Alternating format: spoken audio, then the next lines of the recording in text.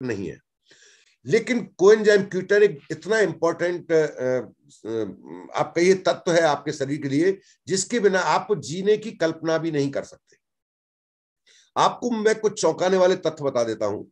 आप जानते हैं दुनिया में सबसे ज्यादा कोएंजाइम Q10 का कंजप्शन कहां किया जाता है, और उस देश का नाम है जापान।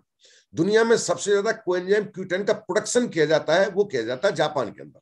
और जापान के अंदर लोग अपनी 100 साल से ज्यादा की उम्र को बिना किसी बीमारी के आसानी से कंप्लीट कर लेते हैं। एक साइंटिस्ट हुए थे जिनका नाम था पीटर माइकल। पीटर माइकल को नोबेल प्राइज दिया गया था इस बात के लिए कि कोएंजाइम Q10 का हमारी जो सेल्स है उसमें एनर्जी प्रोडक्शन में क्या रोल है। तो हमारा चूंकि ये पूरा शरीर बना ही सेल से है, सेल से मिलकर टिश्यू बनते हैं, टिश्यू से मिलकर ऑर्गन बनते हैं, ऑर्गन से मिलकर आपका सिस्टम बनता है, सिस्टम से मिलकर बॉडी बनती है। तो हमारा जो मेन वो है बॉडी का हिस्सा, दैट इज सेल। तो इस सेल के अंदर ये कोएंजाइम Q10 किस तरह से एनर्जी प्रोड्यूस करता है, इसकी खोज की थी पीटर माइकल ने। और ये खोज क्रांतिकारी खोज थी, इतनी बड़ी खोज थी कि इस खोज के लिए उनको दिया गया था नोबेल प्राइज। अब ये कोएंजाइम Q10 है क्या? ये कोएंजाइम Q10 हमारी हर कोशिका की जरूरत है, हर कोशिका में पाया जाता है ब्लड सेल को छोड़कर। ये केवल ब्लड सेल में नहीं पाया जाता, ब्लड सेल के अलावा बॉडी के हर सेल के अंदर ये पाया जाता है। और इसे हमारी बॉडी स्वयं बनाती है, इसको हमारी बॉडी प्रोडक्शन खुद करती है, इसको हमें सप्लीमेंट करने की जरूरत नहीं होती, यंग एज में खासतौर से। और ये काम क्या करती है, जो हमारे कोश का है, सेल है, उसका पावर हाउस होता है, आपने 6ठी क्लास में पढ़ा होगा, उसका नाम है माइटोकॉन्ड्रिया। माइटोकॉन्ड्रिया क्या है? एक पावर हाउस है, एक जनरेटर है हमारी हर सेल के अंदर, जो एनर्जी को प्रोड्यूस करता है। ठीक, उसको स्टार्ट अगर हो जाए तो वो एनर्जी देता है, और इस एनर्जी से हमारा शरीर चलता है। अभी मैं आपसे बात कर रहा हूं तो एनर्जी कंज्यूम हो रही है। इवन हम हंसते हैं, मुस्कुराते हैं, आंखें ऊपर नीचे करते हैं, बॉडी का कोई मूवमेंट करते हैं, तो हमें जरूरत होती है एनर्जी की। और उस एनर्जी की रिक्वायरमेंट पूरी कहां से होती है? वो एनर्जी की जो रिक्वायरमेंट है उसको पूरा करता है सेल का वो हिस्सा जिसे माइटोकॉन्ड्रिया कहा जाता है। माइटोकॉन्ड्रिया के अंदर मेटाबॉलिज्म होता है, एनर्जी का मेटाबॉलिज्म होता है, और ये मेटाबॉलिज्म को नियंत्रित जो करता है वो करता है कोएंजाइम Q10। ठीक, जिन ऑर्गन को ज्यादा एनर्जी चाहिए वहां इसका इंपॉर्टेंस बढ़ जाता है। हमारे शरीर के कुछ ऐसे हिस्से हैं जिनको ज्यादा एनर्जी की जरूरत है, कुछ ऐसे जिनको कम एनर्जी से काम चल जाता है। तो जहां एनर्जी ज्यादा जरूरत है वहां इसका इंपॉर्टेंस बढ़ जाता है, जैसे कि liver, pancreas, kidney and heart.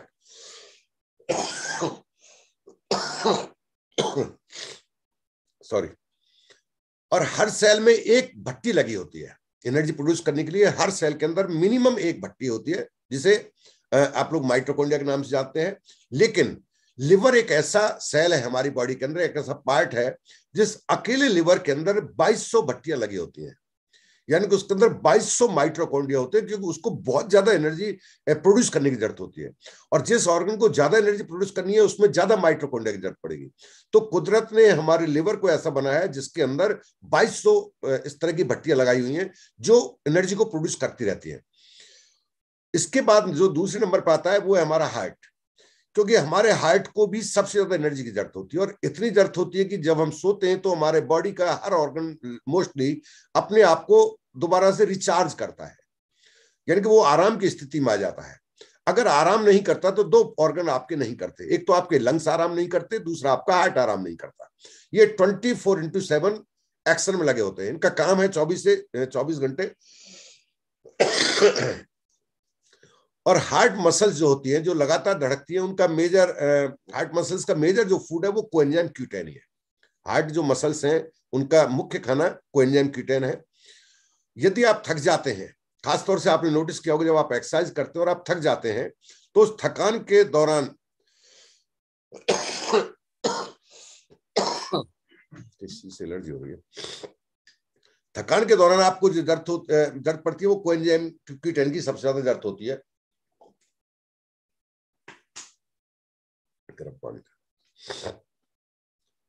Body की इम्यूनिटी को ऑप्टिमम लेवल पर रखने में महत्वपूर्ण रोल अदा करता है आपका कोएंजाइम Q10। कोविड के दौरान कोएंजाइम Q10 की बहुत डिस्कशन आम लोगों तक पहुंच गया था, लोगों को सुनने को मिला था कोएंजाइम Q10 के बारे में, लोग सप्लीमेंट कर रहे थे डॉक्टर्स, तो ये नाम लोगों तक पहुंचा है क्योंकि ये इम्यूनिटी को ऑप्टिमम लेवल पर मैनेज करता है, अप करता है, ये सारे काम इसकी जरूरत है। और एक जबरदस्त एंटीऑक्सीडेंट का काम करता है आपका कोएंजाइम Q10।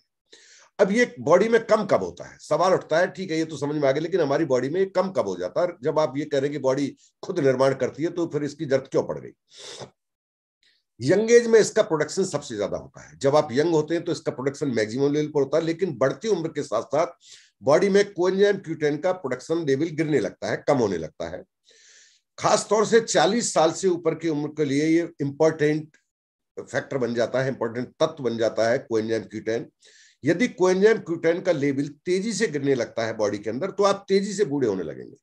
आपको जवान बनाए रखने के लिए, खासतौर से आपकी सेल्स को एनर्जी नहीं मिलेगी तो सेल्स बूढ़ी हो जाएंगी, और सेल्स बूढ़ी होने लगेंगी तो आपके ऊपर वो बुढ़ापा दिखने लगेगा।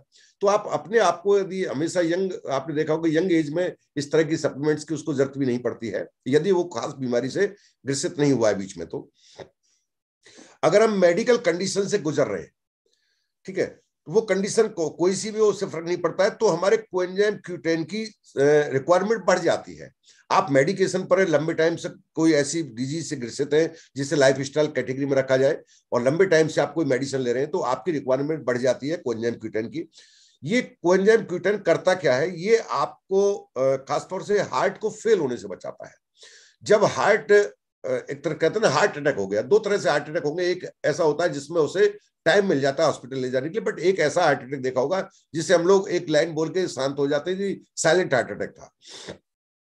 साइलेंट वाइलेंट कुछ होता नहीं है हार्ट अटैक, ठीक है ना। साइलेंट का मतलब है आपको मौका ही नहीं मिला, आपको पता ही नहीं चला कि कब हार्ट अटैक हो गया। अचानक से जब बॉडी के हार्ट मसल्स की रिक्वायरमेंट बढ़ जाती है और वो मसल सपोर्ट नहीं कर पाती, तो ऐसी स्थिति में हार्ट काम करना बंद कर देती है, जिसे कहते हैं हार्ट कोलैप्स हो गया। ठीक, उस स्थिति से बचाने में इसका बहुत बड़ा रोल है, क्योंकि हार्ट के अंदर आपकी जो मसल्स उनके अंदर अगर एनर्जी प्रोड्यूस करने की क्षमता बाकी है, उसके अंदर कोएंजाइम Q10 का लेवल अच्छा खासा है, तो एनर्जी आवश्यकता पड़ने पर रिक्वायरमेंट जैसी बढ़ेगी तो वो अपने एक्शन में आ जाएगा, तो वहां पर इसका रोल बढ़ जाता है। और कोरोनरी आर्टरी डिजीज के इलाज में आपने खासतौर से देखा होगा, जब भी किसी को कोरोनरी आर्टरी डिजीज का मतलब है कोलेस्ट्रॉल बढ़ गया, ब्लॉकेज हो गया, तो उसको कोएंजाइम Q10 के द्वारा सप्लीमेंट किया जाता है। एलोपैथी में भी आज की तारीख में सप्लीमेंटेशन किया जाता है।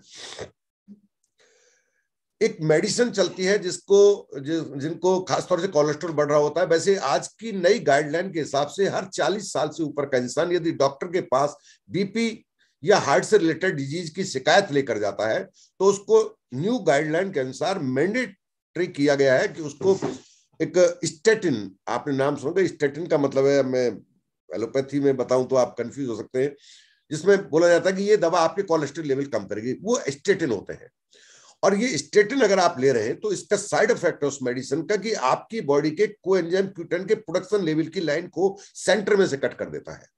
यानी कि आप जो भी खाते हैं उसमें से बहुत सारी चीजें हमारा बॉडी बना रहा होता है, लेकिन उसमें से कोएंजाइम Q10 जहां बन रहा होता है जस्ट पहले उस प्रोसेस को कट कर देता है, जिसकी वजह से कोएंजाइम Q10 की रिक्वायरमेंट तो बनी रहती है, लेकिन उसके प्रोडक्शन बिल्कुल जीरो हो जाता है। अब आप सोच रहे हैं ऐसा करता क्यों है, मेडिकल साइंस को ऐसा नहीं करना चाहिए। तरीका ये है, मेडिकल साइंस का एक सिंपल तरीका है, जिस ऑर्गन को अगर बीमार हो गया तो उस ऑर्गन को रेस्ट में डाल दो, उसको आराम की स्थिति में डाल दो, उसकी रिक्वायरमेंट को कम कर दो, उसकी जरूरत को कम कर दो। अब ऐसा किसी भी डिजीज में हो, चाहे पैर में चोट लगी है जी आराम कर लीजिए, कमर में दर्द है आराम कर लीजिए, आपको गले में बार बार खांसी आती है जी कम बोलिए, आप आराम कर लीजिए, उस ऑर्गन को रेस्टिंग फेस में डाला जाता है। लेकिन हार्ट के साथ ऐसा नहीं किया जा सकता। हार्ट को कैसे रेस्टिंग फेस में डाल सकते हैं, तो उसके किया जाता है, उसकी मसल्स की स्पीड को घटा दिया जाता है ताकि उसको कम काम करना पड़े, और उस कम काम करने के लिए उसको एनर्जी कम कर देते हैं। कहते हैं ना ब्लड प्रेशर ज्यादा हो रहा है तो उसको क्या किया, वो आर्टरी चौड़ी हो गई, आपकी आर्टरी वार्टरी कभी चौड़ी नहीं होती है, ब्लड की सप्लाई को घटा दिया जाता है, एक तरह से पीछे से टोंटी को स्लो कर दिया, अब प्रेशर कम हो गया। तो वही काम करते हैं, वहां पर कोएंजाइम Q10 की सप्लीमेंटेशन की आपको जरूरत है, क्योंकि उस प्रोसेस के दौरान जो रुक गया था जो बॉडी के अंदर प्रोडक्शन, उस प्रोडक्शन को रिप्लेस करने की जरूरत होगी आपको थ्रू सप्लीमेंटेशन। अब आपकी बॉडी में इसका इंपॉर्टेंस सबसे ज्यादा कब बढ़ जाता है, खासतौर से कुछ सिचुएशंस है जिनमें आपको इसकी रिक्वायरमेंट को बढ़ा देना चाहिए, बॉडी को नॉर्मल डोज है नहीं उससे भी ज्यादा आपको डोज को कर देना चाहिए। अगर आप स्टेटिन का यूज कर रहे हैं तो आपको कोएंजाइम Q10 अपनी जिंदगी का हिस्सा बना लेना है। अगर आप वेट लॉस करना चाहते हैं, आप कोई वेट लॉस का प्रोसेस से गुजर रहे हैं, आप कोई सप्लीमेंट ले रहे हैं, आप वेट लॉस में इंटरेस्टेड हैं, तो आपको कोएंजाइम Q10 लेने की जरूरत है। कारण उसका यह है कि कोएंजाइम Q10 आपकी बॉडी के मेटाबॉलिज्म लेवल को इंक्रीज करता है, और जब मेटाबॉलिज्म आपका बढ़ेगा तो ही आपका वेट कम होगा, अदरवाइज आपका वेट कम नहीं होगा। ब्रेस्ट कैंसर के दौरान अगर कोई किसी को संभावना है या कोई ब्रेस्ट कैंसर का मरीज है या उससे रिकवर कर चुका है, तो उसको कोएंजाइम Q10 की जरूरत है।